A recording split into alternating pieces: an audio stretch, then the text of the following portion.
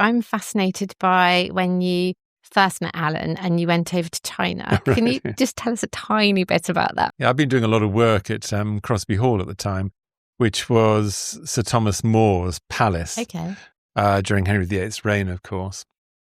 And that has been moved brick by brick back to the South Bank in Chelsea. It's Cheney Walk, just on the edge in Chelsea. near the Albert Bridge, I think it is. Yeah.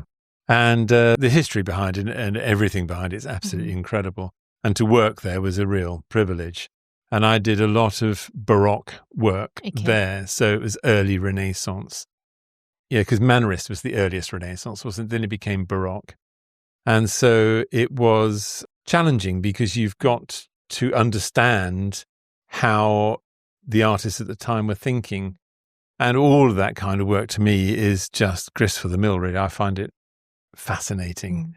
And the work that I did there with the historian that was working there called David Honor. And he and I became very good friends, actually, because his vision of what Crosby Hall should become was on my shoulders to make it authentic rather than, Disneyland, which it could easily become.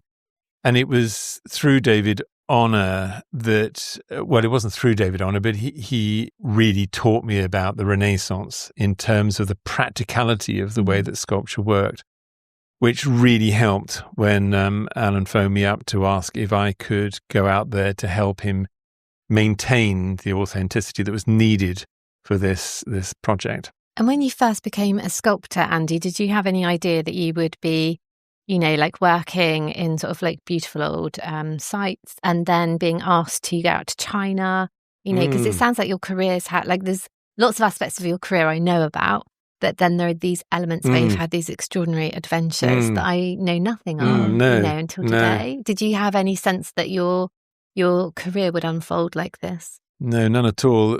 What I do find interesting about a career like mine, and lots of people have careers like mine, in that they create their career for themselves.